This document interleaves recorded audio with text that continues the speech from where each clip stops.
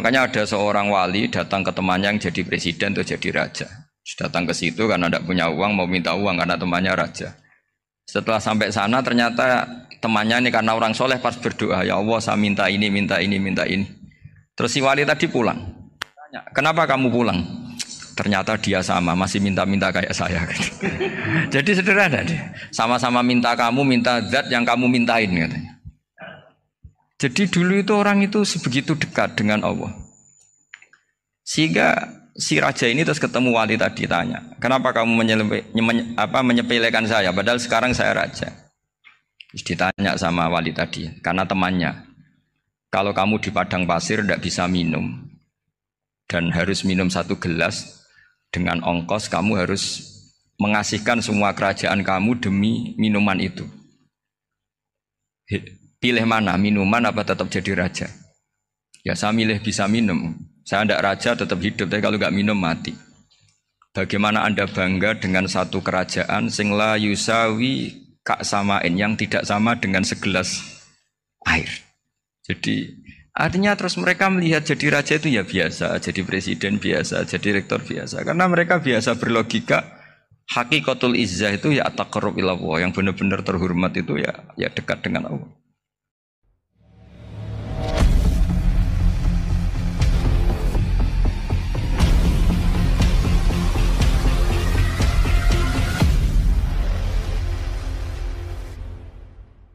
Setelah saya jadi kiai dan penelitian, saya itu berkali-kali didatangi dokter, tentara, juga polisi. Mereka sering bilang gini, Gus saya ini dokter negeri. Saya ke NTT, ke Papua, karena saya muslim, berkebutuhan Islam, maka dibikinkan musola, dibikinkan masjid. Kalau kiai tidak bisa, bikin sendiri urunan mau narik siapa. Mau narik tarikan di jalan yang mau nyumbang siapa. Tapi kalau kebutuhan negara, karena tugas negara, ya difasilitasi negara dan tidak dianggap misionaris karena negara. Begitu juga di beberapa negara yang non muslim kayak di Argentina, di Venezuela, itu ada masjid, ada kajian Islam ya karena duta besar. Dan itu aparat negara. Disinilah kearifan para ulama berkoalisi dengan umarok dengan makna yang positif bahwa agama ini harus ditopang umarok, sistem negara. Tentu di situ ada tentara, ada polisi, ada macam-macam. Kita sebagai kiai juga enggak berdaya di depan para bandar narkoba apa-apa kalau enggak ada BNN. Kita mau apa dengan korupsi kalau enggak ada KPK. Sehingga kearifan para guru-guru kita, mulai Mbah Maimun, bapak saya sendiri, NU, Muhammadiyah, semua ormas-ormas Islam itu pasti maulah kerjasama. Karena kita siapa ya? Kalau enggak kerjasama. Dan di antara pesan Rasulullah SAW adalah yaduwahi ma'al jamaah. Jadi kebersamaan itu sudah berkah. Fa inna yadallahi ma'al jamaah. Jadi berkah. Lalu kenapa saya kalau ngaji bawa kitab? Ini agak sebetulnya itu lazim. Lazim itu suatu yang harus. Tapi karena kelamaan mubalek itu tidak pakai kitab. Seakan-akan bawa kitab itu yang aneh. Sebenarnya aneh mereka. Karena begini logika simpelnya ya. Umat Nabi ini berhak dapat apa coba? Berhak dapat warisan yang paling luhur, paling hebat, paling jernih. Apa itu Quran dan hadis? Pertanyaannya, siapa yang paling punya hak otoritatif untuk menerangkan Quran hadis? Ulama. Ulama yang mana? Ya yang kapabel, yang sudah diakui dunia kayak Imam Ghazali, Imam Bukhari, Imam Syafi'i. Artinya kalau kita tidak pakai materi itu ulama mendapat pikiran kita, bukan mendapat pikiran mereka. Saya ulang lagi, kalau kita tidak pakai materi yang otentik, yang orisinal, umat ini mendapat pikiran kita, bukan pikiran mereka. Maka saya berusaha supaya teman-teman atau semua umat Islam dapat pikiran-pikirannya Imam Ghazali, pikiran-pikiran Imam Bukhari, pikiran-pikiran Abul Qasim Al-Junaidi, kejernian-kejernian Abu Yazid Al-Bustami. Kejernian itu diantaranya adalah misalnya makalah yang menurut saya itu makalah yang super. Jadi untuk ngadepi krisis karena COVID atau karena apalah. Itu lama dulu sederhana sekali. Beliau-beliau punya rumus yang mungkin jarang didengungkan orang, tapi saya akan kampanye rumus ini. Al-istighna, hakikatul istighna, itu adalah al-istighna anis syai' labihi. Jadi pemenuhan kebutuhan yang sebenarnya adalah kita berusaha menghindari sebanyak mungkin kebutuhan yang sekunder, yang enggak penting. bukan memenuhi semua yang kita inginkan. Jadi misalnya begini ya, kalau kita lapar, itu keinginan kita itu makan enak apa asal makan? Tentu jawabannya asal makan yang sehat. Tapi kalau nuruti nafsu kita, makannya yang enak, teman makan ya enak. Terus di warung yang favorit. Ini kan satu kebodohan. Kenapa untuk makan saja butuh definisi sekian banyak? Yang kita harus kecewa, warung favoritnya bisa sudah tutup. Atau kita ke sana harus macet. Ribet.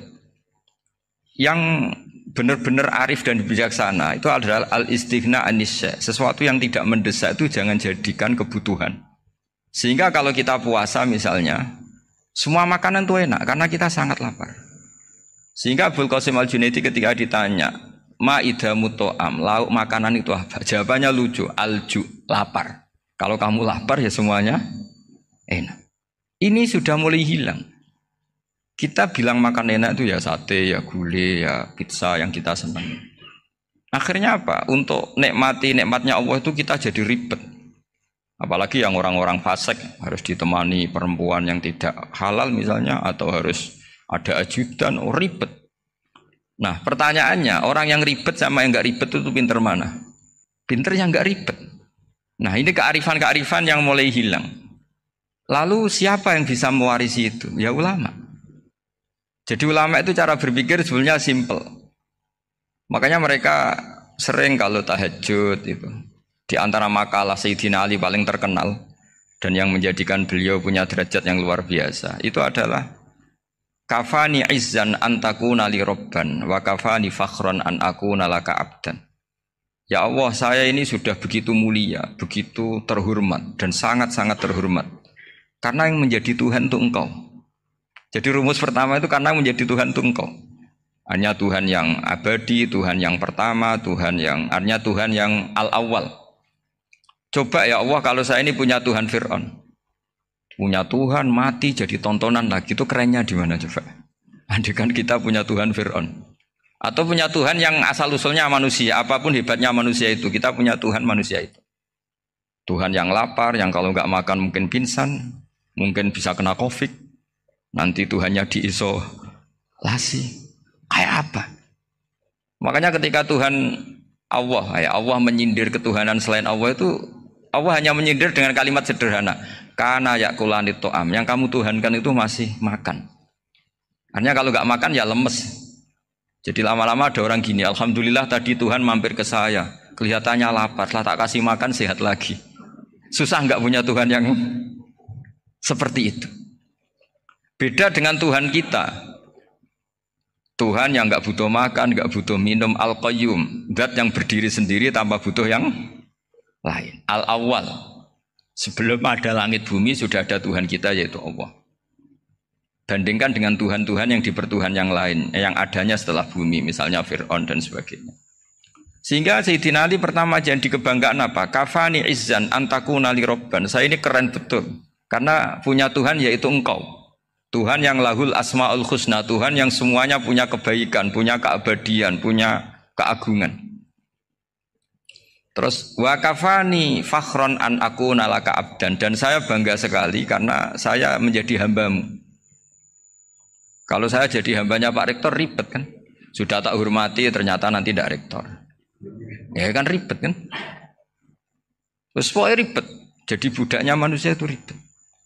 Makanya ada seorang wali datang ke temannya yang jadi presiden atau jadi raja. Datang ke situ karena tidak punya uang, mau minta uang karena temannya raja. Setelah sampai sana ternyata temannya ini karena orang soleh pas berdoa, ya Allah saya minta ini, minta ini, minta ini. Terus si wali tadi pulang. Tanya, kenapa kamu pulang? Ternyata dia sama, masih minta-minta kayak saya. Jadi sederhana dia. Sama-sama minta kamu, minta zat yang kamu mintain katanya. Jadi dulu itu orang itu sebegitu dekat dengan Allah. Sehingga si raja ini terus ketemu wali tadi tanya, kenapa kamu menyepelekan saya padahal sekarang saya raja. Terus ditanya sama wali tadi, karena temannya, kalau kamu di padang pasir tidak bisa minum dan harus minum 1 gelas, dengan ongkos kamu harus mengasihkan semua kerajaan kamu demi minuman itu. Pilih mana, minuman apa tetap jadi raja? Ya saya milih bisa minum. Saya tidak raja tetap hidup, tapi kalau nggak minum mati. Bagaimana Anda bangga dengan satu kerajaan sing la yusawi kak samain yang tidak sama dengan segelas air. Jadi artinya terus mereka melihat jadi raja itu ya biasa, jadi presiden biasa, jadi rektor biasa. Karena mereka biasa berlogika hakikatul izzah itu ya taqarrub ila Allah, yang benar-benar terhormat itu ya dekat dengan Allah. Begitu seterusnya mereka bikin paradok-paradok yang aneh, tapi itu menjadi pelajaran. Bapak saya, Ki Nur Salim itu senang baca anekdot Nasiruddin Koja. Itu kalau bikin orang-orang aneh, itu dia datang ke satu pesta, pakai baju lusuh, pakai sarung lusuh atau celana lusuh. Sama Sohibul Bait yang punya acara dibiarin. Setelah dibiarin dia pulang pakai jas, pakai dasi, pokoknya keren. Dihormatin, pakai alpat, pokoknya dihormatin. Silahkan. Pas dia disuruh minum, minumannya itu disokkan saja ke sakunya. Jas, kamu harus minum yang banyak, karena kamu yang dihormati, bukan saya. Terus makanannya semuanya diletakkan di saku, ada yang apa, ayo kamu makan yang banyak. Alpatnya juga gitu, dikasih sate apa, ayo kamu makan yang banyak. Mereka tidak melihat saya, melihat kamu. Akhirnya orang satu pesta itu istighfar semua, berarti kita ini salah. Terus dia pidato, kenapa kamu uang gitu? Tadi saya datang, orangnya sama. Gara-gara beda pakaian, penghormatannya beda. Berarti yang berhak dapat makanan ini jasa ya, bukan saya. Betapa naifnya kita sebagai orang. Ternyata kita masih hormat sesuatu yang seperti itu, yang atribut lah. Jadi orang-orang sufi itu orang yang bisa menertawakan dunia. Akhirnya ya, pertama dia dianggap orang gila. Masa jas dikasih makan, dikasih minum. Tapi secara fikih dia benar, haram dia makan. Karena pas dia datang dibiarin, setelah pakai jas dikasih makan. Berarti hakikat yang dapat rezeki siapa? Jasnya apa orangnya? Jasnya apa orangnya? Jasnya. Jadi itu orang-orang sufi, kearifan orang-orang dulu itu bisa ngelola hal-hal yang keseharian menjadi luar biasa. Ada seorang wali melihat istrinya makan satu piring, anaknya makan satu piring. Ditanya, kalian kenyang? Wah, kenyang sekali. Melihat anaknya minum kopi satu cingkir, senang. Kalian senang sekali. Wah, kalau senang dengan hal-hal yang murah bisa, ngapain harus senang dengan hal-hal yang mewah? Bodoh sekali saya. Sehingga terus mereka bisa qanaah. Qanaah itu ya hidup itu simpel, sederhana. Jadi tentu saya tidak akan ngomong yang muluk-muluk, selain itu tidak bidang saya juga apa ya. Kita ini butuh obat di kondisi seperti ini, butuh kesederhanaan, butuh apa ya. Istighna tadi, kita harus istighna billah an ghairillah. Jadi sudah cukup bahwa Allah ini segalanya.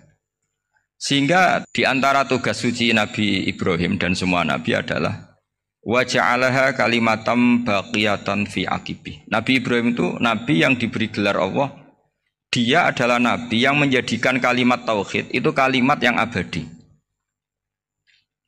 Fi akibih, di anak turunnya, di semua generasinya, baik anak turun karena gen maupun karena pembinaan, karena pendidikan. Ini penting sekali saya utarakan karena apa? Satu kehidupan itu sebenarnya digerakkan oleh kata-kata, oleh moto kalau oleh bahasa modern. Sehingga banyak ulama mengatakan al-ibarat kutun li'ailatil mustami'in, bahwa redaksi atau moto atau pegangan hidup itu penggerak kehidupan. Sehingga sebetulnya manusia itu digerakkan oleh kalimah-kalimah itu, oleh moto-moto itu, oleh prinsip-prinsip hidup itu. Misalnya orang Palestina itu tiap hari ke pasar gitu. Mereka ke laut gitu. Ditanya, kenapa tidak takut tembak Israel? Jawabannya lucu. Kena tembak ya mati, enggak makan ya mati. Enggak kerja ya mati. Ya sudah, sama-sama mati ya mendingan aktivitas normal. Tapi saya tidak menyarankan itu untuk melawan COVID. Ini cerita saja. Kamu jangan provokator itu. Karena ini wilayah sensitif. Jadi banyak orang yang poligami. Kalau ditanya alasannya gitu. Istri satu ya cerewet, dua ya cerewet, mendingan 4. Ya banyak ya gitu. Tapi ada yang kebalikan. Istri satu cerewet saja hampir jantungan. Apalagi 4. Tinggal matinya kan gitu. Itu semua yang menggerakkan itu kalimat. Kalimat itu satu pegangan. Banyak orang loh yang nggak ingin jadi rektor tuh banyak loh Pak Bejo. Jangan kira semua dosen ingin jadi rektor. Melihat rektor sibuk rapat, mempertahankan reputasi Unisula, terus sering pegang kepala. Ngapain repot-repot? Jadi tukang sapu aja dapat gaji, ngopi, rokokan, selesai. Bodoh amat. Jadi rektor, mikir orang banyak. Banyak loh orang yang ingin jadi presiden tuh banyak. Karena ngopi nyaman, gak ada yang ganggu. Mau tidur sampai jam 9 siang juga gak ada yang ganggu. Sehingga mereka melihat pegawai negeri itu gak keren, orang kok diatur jam, disiplin. Itu memang cara Allah membagi rahmat. Mau kamu apakan coba? Cara syukurnya dia seperti itu. Bapak saya dulu tuh sering ngajarin saya, diajak jalan-jalan pagi-pagi. Melihat orang ngopi, makan uduk itu bapak seneng. Kok enak jadi wong awam. Ngene esuk-esuk nyemak bocah kesel kabeh kono enak ngopi rokokan. Bapak kadang iri sama orang awam itu iri. Sudah gitu berharap masuk surga kan enak sudah gitu. Tahu-tahu mati, tidak tahu ke surga apa ke neraka ya tidak tahu. Jadi nah, orang dulu itu orang yang bisa mensederhanakan dunia. Sehingga ya sudah, cara bahagia. Makanya saya, alhamdulillah saya ini kerjasama sama UII, sama beberapa kampus. Memang amdan itu sengaja. Kampus itu ya punya sistem yang nggak bisa mewakili sistem kiai. Kiai juga punya sistem yang nggak terwakili oleh kampus, juga sebaliknya, saling melengkapi. Saya sering ketemu rektor UII, rektor kampus-kampus Islam. Mereka cerita, Gus, pendidikan pondok harusnya dimodernkan gini-gini. Saya bilang, kalau pondok modern kayak kampus itu nanti saya ketemu Allah tidak bisa jawab. Kenapa Gus? Saya beri contoh gini. Kalau misalnya perempuan perawan lah atau apa saja, namanya perempuan, mau tanya tentang menstruasi atau haid. Kalau semuanya sistem kampus, dia harus kuliah dulu, registrasi dulu, kuliah dulu, bayar dulu, dan dapat jawabannya nunggu mata kuliah pas itu. Bandingkan kalau sistem pondok, saya tuh sering ke pasar sama anak saya dicegat sama ibu-ibu. Gus, anak saya ngalami gini-gini, keluar darah terus menerus, nggak 6 hari tapi 1 bulan penuh. Itu hukumnya apa Gus ya? Nanti saya mau sowan ke jenengan. Nggak usah sowan, di sini aja.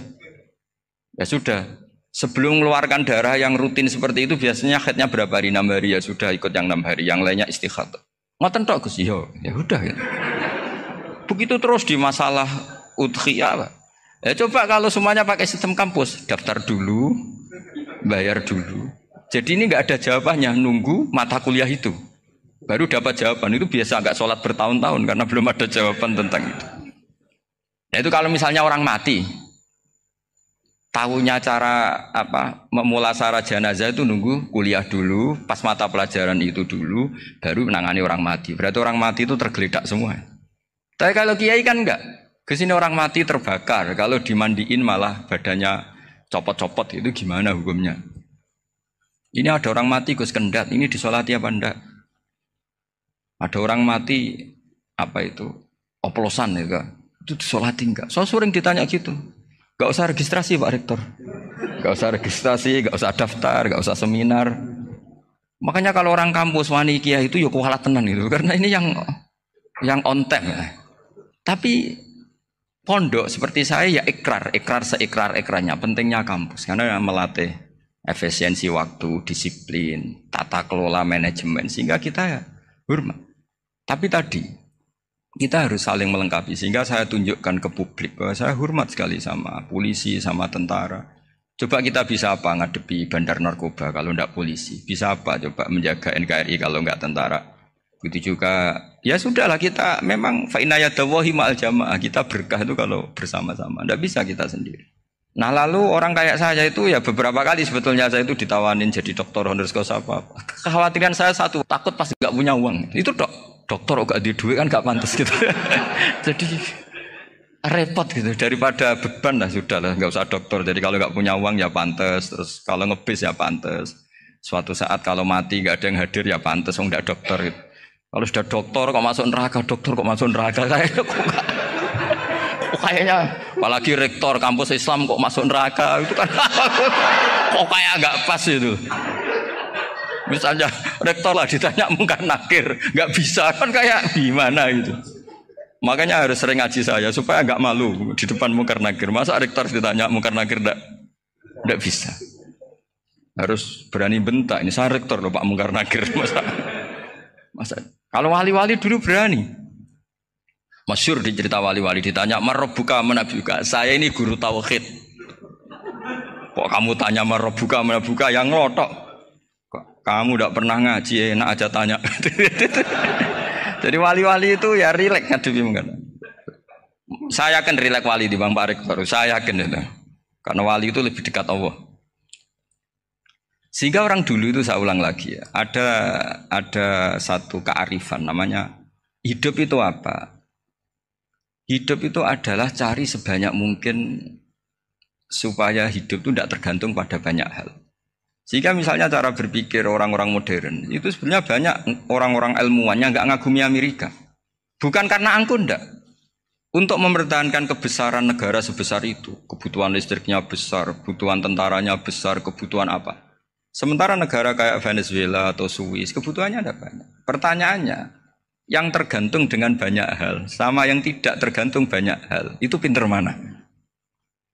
Kalau dibalik pertanyaannya gitu, negara-negara maju itu tidak keren kalau dibalik pertanyaannya. Orang yang untuk mempertahankan eksistensinya banyak, butuh banyak hal, dengan yang tidak butuh banyak hal, itu pinter mana?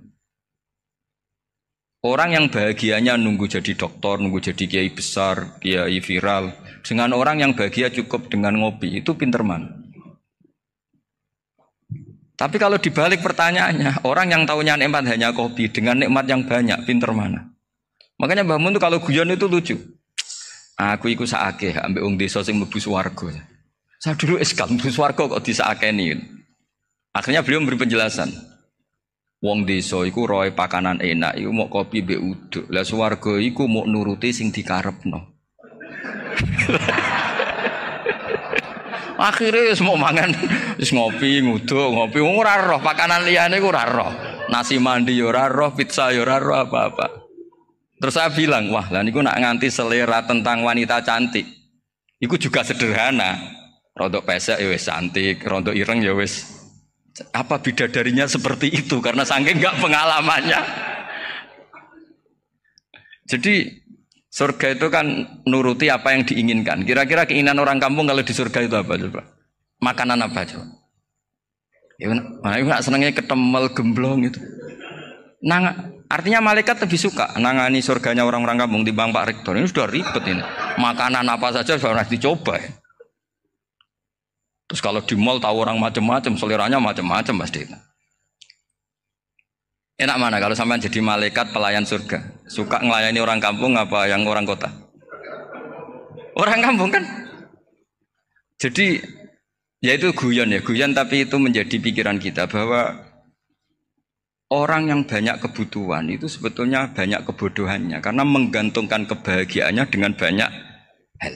Makanya Imam Syafi'i ngendikan istighna itu apa? Al-istighna anisya'i. Yang dikatakan kecukupan adalah berusaha sebanyak mungkin banyak hal tidak kamu butuhkan. Bukan memenuhi semua kebutuhan kamu karena nafsu kamu ini tidak ada batasnya gitu. Kalau kamu penuhin nggak akan selesai. Itu ada perempuan yang kurang cantik itu minta doa saya, Gus doain suami saya kaya, terus tak guyonin, terus nggak minta. Kalau suami kamu kaya, yang pertama dirubah itu apa? Rumah supaya rumah saya bagus. Kedua apa? Mobil supaya mobil saya bagus. Nanti yang dievaluasi itu kamu. Mobil bagus, Alphard, rumah mewah, istrinya kamu pasti itu dievaluasi. Langsung nggak usah sudah gini aja kan. Jadi pertama yang dievaluasi itu kaya itu coba kalau suami kaya itu yang dievaluasi pertama rumah ya, rumah ganti. Setelah itu apa? Mobil. Kira-kira berikutnya akhirnya sudah Gus nggak jadi. Nabi Ibrahim itu pernah minta umur panjang, keren umur panjang. Sama Allah nggak dijawab. Datang orang tua gitu mertamu ke Nabi Ibrahim, terus disuguhi dikasih kurma. Apa itu? Kok kurma apa? Anggur yang sudah matang sekali, sudah dimakan. Setelah dimakan meler keluar lagi, dimakan lagi meler lagi. Terus Nabi Ibrahim masuk lagi ke kamar. Ya Allah, doanya tak cancel. Nanti kalau saya tua kayak itu. Jadi Allah itu nggak jawab langsung tapi ngirimkan itu. Akhirnya ya Allah nggak jadi. Nanti takut itu. Saya pernah ngalami jadi kiai tadi ada ibu-ibu ya nggak pati cantik lah. Suaminya tuh miskin sekali. Minta doa saya supaya kaya. Bareng tak kasih pertimbangan itu udah nggak usah nggak jadi. Jadi itu kearifan. Tapi kearifan ini harus kita tanamkan. Saya nggak bisa membayangkan Indonesia yang besar ini, andai kan tidak ada qanaah, nerimo ing pantum. Coba sekarang ada Covid. Andai kan Indonesia tuh kayak Perancis. Saya beberapa kali punya tamu orang yang hidup lama di Perancis, bahkan dapat istri orang Perancis. Itu dulu nggak begitu mencintai Indonesia. Tapi setelah di Perancis 2 tahun, wah Indonesia hebat. Di Perancis tuh kata dia kalau cerita, semua kebutuhan masyarakat itu dibebankan ke negara. Apa saja minta negara, apa saja nyoal negara. Sementara Indonesia, coba kalau Indonesia mengalami seperti ini kok tidak ada qanaah rimo ing pantum, bisa kios Indonesia. Orang miskin nyalahkan negara, kelaparan nyalahkan negara, apa saja. Tapi barokahnya dididik kiai, jogeman nyalahno wong liya. Urip pun romo ing pandum, diame. Sampai gak ngerti kalau Covid. Banyak tuh orang-orang kampung itu, orang lugu-lugu itu. Mbah niki saking Covid, salam ning Covid, muga-muga umure panjang. Dikira Covid itu nama orang yang ahli sosial itu. Mbah niki dana saking Covid. Matur nuwun sampekno salamku, muga-muga umur panjang. Bingung kan yang nganterin ini. Ini gimana yang mau menjelaskan? Memang nggak paham, ribet kan. Tapi saya pastikan bahwa dengan keadaan seperti ini kita bahagia, kita stabil, itu jelas barokahnya kalimat tadi, moto tadi atau pegangan hidup tadi. Makanya disebut al-ibarat qutun li'ailatil mustami'in, bahwa redaksi atau kata-kata atau pegangan atau filosofi hidup, apalah namanya itu adalah penyemangat. Penyemangat. Karena kata-kata ini memang luar biasa. Ketika sahabat perang demi kebenaran, zaman itu ya pasti benar karena yang dibela Nabi. Dulu itu kan enak zaman Nabi, yang dibela mesti benarnya, musuhnya mesti salahnya. Sehingga dulu itu memang harus tegas. Kalau sekarang mau tegas gimana? Yang kamu bela tidak mesti benar, musuhnya tidak mesti salah. Ribet kan kalau misalnya saya tukaran sama Pak Rektor, kamu mau bela mana kan bingung. Saya tidak mesti benar, saya tidak Nabi. Pak Rektor apalagi nggak mesti benar lagi kan? Ribet kan? Jadi kalau kita mau perang sekarang itu mau pede gimana? Enggak. Makanya banyak ulama sekarang tuh mau tegas tuh nggak berani karena ya banyak hal yang abu-abu lah wilayahnya. Misalnya pilihan presiden atau pilihan bupati, pilihan menteri. Kamu mati-matian bela itu, yang kamu bela tidak mesti benar, musuh kamu tidak mesti salah. Misalnya pilihan bupati, wah ini kabupaten ini baik kalau bupatinya ini, yang satu bilang ini, terus tim suksesnya kamu tanya, kamu yakin? Ya tidak juga. Lah kenapa semangat? Kan saya botohnya, paling alasannya ya itu aja, bukan yang lain. Beda dengan zaman Nabi, nabinya mesti benar, Abu Jahalnya mesti salah, kan enak aturan mainnya jelas. Singkat cerita dalam perang itu banyak sahabat yang ngalami luka, ngalami apa gitu. Kemudian curhat ke Nabi, ya Nabi gara-gara derekkan jenengan, ngikuti jenengan saya harus ngalami seperti ini, seperti ini. Ngiranya orang itu diapresiasi sama Allah keluarnya. Ternyata sama Allah gak diapresiasi. Malah diturunkan ayat intakunu ta'lamuna fa innahum ya'lamuna kama ta'lamun wa tarjuna minallah malah yarjun. Kalau kamu sakit karena perang, orang-orang kafir itu ya sakit. Itu saja berani padahal demi kekafiran. Wa tarjuna minallah ma la yarjun. Padahal kamu punya nilai lebih yaitu berharap kepada Allah yang mereka tidak punya. Saya jadi kiai itu ya kadang mangkel. Karena yang benci ya benci, yang seneng itu ngel-ngel loh kayak Pak Bejo. Jadi semuanya ribet. Lah iya, yang benci ya ganggu, yang seneng ya ganggu, tambah nemen. Seribet. Tapi kalau sudah ingat bandar narkoba, mereka berhadapan dengan polisi, kadang ditembak karena kesalahannya terlalu fatal. Antar persaingan mereka juga bisa tembak-tembakan karena merebut pasar narkoba. Itu saja mereka berani. Kok kita yang jadi kiai kadang dicium tangannya, dihormati gak berani, hanya takut apa ya, musibah-musibah kecil atau problem-problem kecil. Lah iya, kalau kita bandingannya gitu. Kalau kamu mau tahajud kedinginan, itu masih nanti dihisab Allah itu gitu. Maling ayam itu keluar malam-malam, hanya dapat ayam. Itu gak takut dingin. Ya gak takut digebuki masa. Kamu mau tahajud saja takut dingin. Makanya nanti hisabnya orang soleh itu nanti dijajarkan orang dolim. Terus diperbandingkan. Wah itu habis kamu kalau itu. Jadi misalnya Unisula mau rapat, tapi ini malam, kalau malam dingin nanti saya masuk angin. Wah anak-anak pang di perapatan aja berani kamu. Kalau sudah perbandingannya gitu tuh ribet kita nanti. Makanya itu kalimat itu moto atau filosofi hidup. Sehingga diulang lagi nasihat itu. Iyam saskum korhun fakodu masal koma korhum mislu. Kalau kamu kena luka, orang-orang yang nggak benar juga akan kena luka. Itu aja berani demi ketidakbenaran. Masa kamu demi kebenaran enggak berani? Akhirnya orang itu, ya itu kalimat, itu heroik. Makanya kita ini penting ya, makanya tadi himne Unisula dimulai kalimat thayyibah. Karena kalimat ini yang menjaga kita kalimat ini.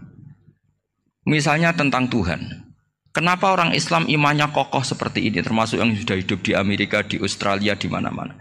Itu ya barokahnya ajaran atau barokahnya kalimah. Saya sebut kalimah saya pakai bahasa santri. Karena la ilaha illallah itu dalam tradisi santri disebut kalimatu haqqin alaiha nahya wa alaiha namut wa alaiha nub'ats. Ada yang riwayat wa biha nub'ats insyaallah taala minal aminin. Kenapa mereka di mana-mana meskipun sekolah di Amerika, di Australia, bahkan di Uni Soviet tetap mukmin?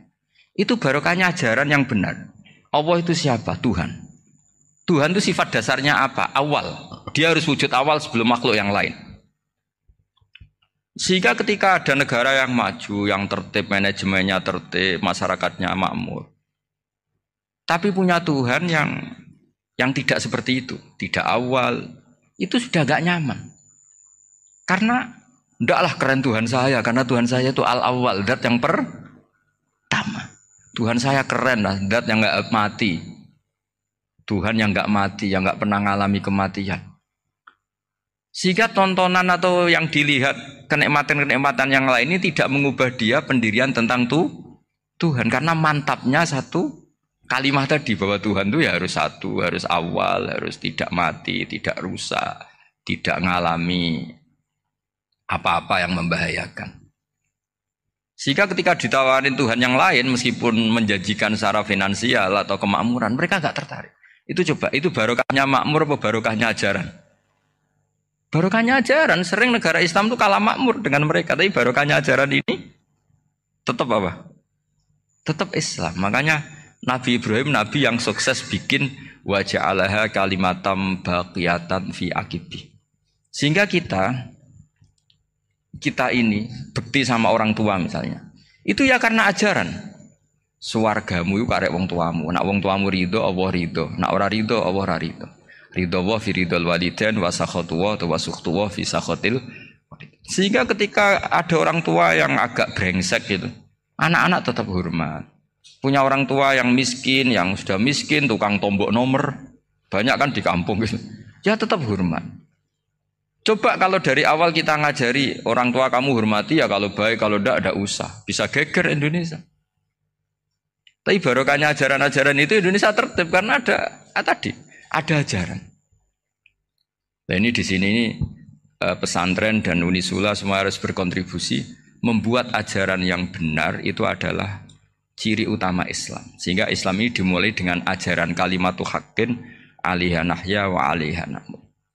Sehingga kita tenang seperti ini. Saya ini termasuk kiai yang tenang. Meskipun kata orang banyak saya ini kiai besar, tapi termasuk kiai yang paling tenang. Termasuk yang paling tenang. Karena saya ini pakai mazhab orang-orang hebat. Saya berkali-kali cerita, orang kayak Imam Syafi'i itu orang yang luar biasa. Saya berkali-kali cerita. Orang yang tadi nyium tangan kamu ya Imam Syafi'i, di belakang tuh ngerasani kamu, menghujat kamu. Jawabannya enak saja. Berarti saya alhamdulillah orang yang wibawa. Buktinya di depan saya enggak berani. Jadi enteng saja. Diceritain sebagian kampung, sebagian separuh dari warga kamu itu gak suka kamu. Ya bagus lah gak suka saya, gak akan utang duit saya. Di mana-mana orang utang itu karena teman dekat. Kalau gak seneng pasti minimal gak utang, gak pinjam mobil, gak pinjam apa. Berkah mana yang seneng sama yang gede. Jadi dianggap enteng saja. Semua yang dialamin dianggap enteng saja. Misalnya punya istri pemarah, ya baguslah marahin suami. Kalau marahin tonggo malah ribet. Jadi kamu harus terima kasih kalau dimarahin istri. Baguslah marahin saya mah, kalau marahin tonggo ribet. Jadi enteng saja. Tapi kita sekarang tuh karena nafsu ya, sehingga menghadapi hidup ini ribet. Ulama dulu kalau mau mati itu senengnya bukan main. Sudah lama saya ini ingin gak maksiat. Kayaknya gak maksiat paling efektif itu mati. Ya tidak apa-apa Gusti, kalau sebaiknya mati ya mati aja. Enteng saja. Jadi melihat kematian itu akhir dari segala keburukan atau potensi keburukan. Apapun baik kita sekarang, suatu saat mungkin kita gak baik. Yang bisa menghentikan ketidakbaikan atau potensi ketidakbaikan itu apa coba? Mati kan? Berarti mati itu mengerikan apa menyenangkan? Mesti kamu tidak berani menjawab. Meskipun secara ilmu kamu berani, tapi secara rasa agak berani kan? Saya ulang lagi ya, yang bisa menghentikan keburukan atau potensi keburukan itu apa coba? Apa? Kematian. Berarti kematian itu menyenangkan atau menyusahkan? Apapun kamu tidak berani jawab karena kamu agak-agak duniawi itu kelihatannya. Tapi secara ilmu, kamu tahu kan kalau mati itu tidak buruk-buruk banget. Karena apa? Itu akhir dari segala keburukan. Sehingga Nabi ngajarkan kalimat itu begitu luar biasa. Allahumma ahyini maka natil hayatu khairan li wa tawaffani maka natil wafatu khairan li. Nabi melihat dunia itu begitu indah. Ya Allah, kalau saya ini hidup, anggap saja hidup ini ziyadatan li fi kulli khairin, menjadi modal saya menambah segala kebaikan. Jika suatu saat saya mati, anggap mawon rohatan li min kulli syarrin, itu akhir dari segala keburukan saya. Sehingga mati hidup ya baik karena di situ kita bisa berkontribusi beramal soleh. Mati juga baik karena mengakhiri segala keburukan. Nabi nate ngendikan lagi, ajaban li amril mu'mini inna amrahu kullahu khair. Orang mukmin itu mengagumkan, semuanya baik. In asobathu na'ma syakara fakana khairan lah. Kalau baru dapat nikmat, dia syukur, maka itu baik. Wa in asobatu dharra sabara. Kalau dapat masalah mereka sabar, itu juga baik. Sehingga orang mukmin dua sisinya pasti baik. Itu juga kalimat, maksudnya moto atau pegangan hidup. Nah berikut ini saya beri contoh, ini kenangan saya, ini contoh terakhir. Masalah jadi orang terkenal maupun tidak. Di sini dicontohkan Imam Ghazali di halaman 367 di kitab saya 367, juznya 3 di kitab Ihya Ulumuddin. Di sini beliau cerita betapa untuk menjaga ikhlas sebaiknya orang itu tidak terkenal, tidak syuhrah, tidak terkenal. Oke, itu kita sepakat ya, karena kalau terkenal mungkin orang dipaksa publik dengan tanda kutip untuk selalu berbuat baik, tapi karena jaim lah, jaga image atau apa. Tapi ketika dibalik pertanyaannya, kamu rela yang terkenal itu orang nggak benar, sementara yang orang benar itu nggak terkenal. Lalu masyarakat tahunya yang tidak benar. Kalau pertanyaannya dibalik gitu, orang baik wajib terkenal enggak? Kalau pertanyaannya dibalik seperti itu. Dokter yang benar tidak terkenal, yang malpraktek terkenal. Kamu ingin kondisi seperti itu? Gak ingin kan? Kampus yang bagus gak terkenal, kampus yang bagus gak terkenal, yang gak bagus. Nah, artinya apa? Gara-gara olah kata, olah pikiran, ini logika jadi rubah. Lagi-lagi apa? Jawaban itu ada di kata-kata sebetulnya. Makanya bab-bab seperti ini tidak usahlah kita berdebat, berpolemik. Sebaiknya orang itu humul, menutup diri, apa sebaiknya orang terkenal, itu nggak perlu seperti itu. Sudah terserah Tuhan saja. Makanya saya mulai dulu ngaji sampai sekarang itu ya tidak punya punya ikon tertentu atau punya website tertentu, enggak. Sudah terserah pangeran.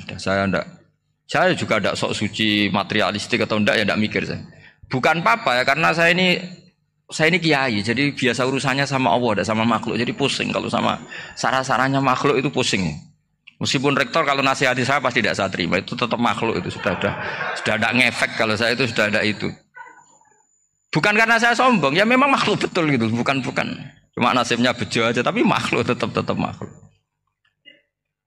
Saya beri contoh ya. Ini makalah yang ditulis Imam Ghazali. Ya. I'lam aslahaka Allah anna aslal jah wa intisarus sayyid atau sayyidi wal istihar wa huwa mazmum itu. Balil mahmudu al-khumulu illa man saharahu wa ta'ala linasri dini min ghairi takallufi talabi syuhrati minhu. Jadi kalau kamu ingin ibadah kamu selamat, ya kamu jangan terkenal. Tapi resikonya adalah kalau kebaikan itu tidak terkenal, maka nggak dikenali. Kalau nggak dikenali berarti masyarakat hanya punya percontohan yang tidak baik karena yang baik tidak terkenal. Jadi itulah ulama-ulama dulu. Jadi apa-apa itu dibanding-bandingkan. Kemudian nanti kelihatan jawabannya itu kelihatan. Jadi ulama dulu itu biasa ngarang misalnya afatun nikah, sisi negatifnya nikah, harus ngurmat istri, harus macam-macam, kalau terlantar itu ya dosa. Seperti tadi Pak Marsudi cerita, kalau orang ngapalkan Quran itu takut lupa, kalau lupa itu jadi dosa. Pertanyaannya, kalau semua orang takut lupa, takut dosa, semua orang nggak hafal Quran karena potongan-potongan lupa. Cara berpikir tidak seperti itu. Kalau berpikir ya namanya hafalan ya inginnya hafal, kan nggak ingin lupa. Lah nanti kalau takdirnya lupa karena hal-hal yang dimaklumi oleh syariat itu nggak yang termasuk dosa. Yang dosa itu lupa takliwiri udrin syar'iyyan, lupa yang tidak ada sebab yang apa? Syar'i. Tapi lupa bawaan EQ-nya tidak bagus, lupa bawaan sering dibentak. Oh itu nggak masalah karena bawaannya orang tertekan itu ya lupa. Coba kamu hafal Quran, terus punya kredit jatuh tempo, pas hari itu aku yakin nggak cerdas sudah. Itu bawaannya orang tertekan itu pasti lupa. Jadi ya saya teruskan ya. Jadi terus ada makalah yang sangat bagus sekali tentang itu. Saya baca ya. Wa yadullu ala dzalika anna Allah azza wa jalla amaral anbiya'a bi idharil amali lil iktida wa khassahum bi mansibin nubuwah. Wala yajuzu ayyudhanna bihim annahum khurrimu afdhalal amalen. Jadi orang yang terlalu mendewa-dewakan khumul itu menutup diri. Oke itu baik karena dengan khumul, dengan menutup diri Anda tidak riya, Anda tidak pamer. Tapi kata Imam Ghazali, kamu juga harus ingat di antara syaratnya Nabi itu harus mengumumkan kalau beliau itu seorang Nabi. Harus memaklumatkan kalau beliau seorang Nabi supaya bisa diikuti. Caranya sholat harus diumumkan sehingga Nabi itu mengatakan harus jamaah. Karena dengan cara jamaah itu bisa shollu kama ra'aitumuni usolli. Coba kalau Nabi sholatnya nggak diperlihatkan, kamu harus sholat yang benar. Caranya gimana ya Rasulullah? Itu rahasia. Bingung nggak kira-kira? Bingung nggak? Ya misalnya amal rahasia selalu lebih baik. Terus ada pertanyaan, Nabi ngendikan kamu sholat yang benar. Caranya gimana Nabi? Ya itu rahasia. Terus gimana coba? Tapi Nabi ngendikan apa? Shollu kama ra'aitumuni usolli. Ya sudah kamu sholat, niru saya sholat. Berarti Nabi sholatnya diperlihatkan apa disembunyikan? Diperlihatkan. Jadi begitu juga saya berkali-kali bilang, orang tahu kalau itu bidan ya berdasar tulisan itu bidan. Tahu kalau itu dokter gigi ya itu dokter gigi. Jangan sampai gara-gara tidak ada tulisan mau beli alat bangunan di dokter gigi. Mau periksa gigi di toko bangunan. Gara-gara apa? Nggak ada maklumat. Nah, di sini ulama-ulama selalu memaklumatkan dirinya. Termasuk Imam Ghazali ketika ngarang kitab dinamai Ihya Ulumuddin, bahwa kitab ini bisa menghidupkan ilmu-ilmu agama yang mulai hilang.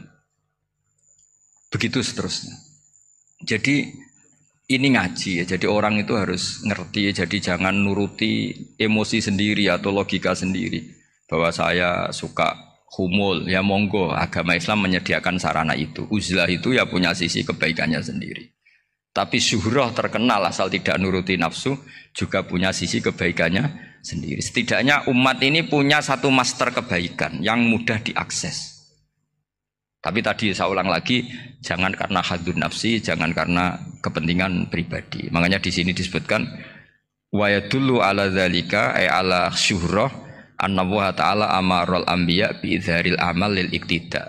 Allah selalu memerintahkan para nabi kalau ngamal kebaikan ya harus dimunculkan supaya bisa ditiru. Yaitu tadi kita tidak bisa bayangkan kan kalau misalnya Nabi menyuruh kamu harus sholat yang benar, kemudian sholatnya Nabi sembunyi.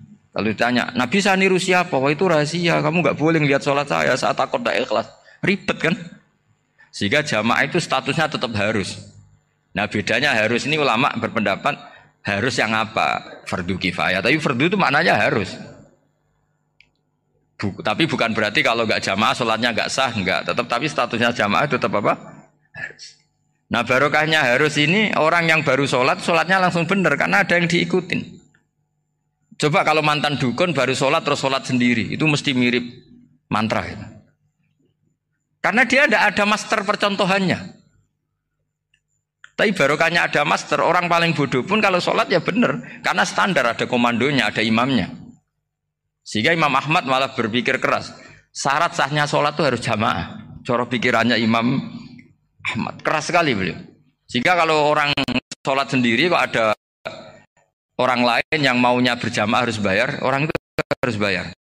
Demi sahnya sholat. Itu madzhabnya Imam Ahmad.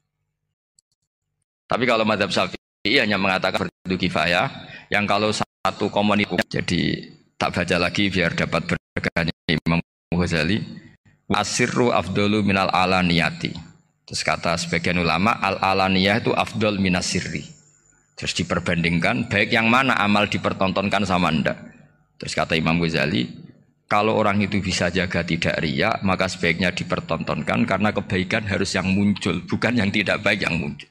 Makanya ketika memaklumatkan diri sebagai ingin jadi generasi khaira ummah, itu kalau diterjemah itu kan wow, khaira ummah, umat terbaik. Itu kan kayak agak angkuh.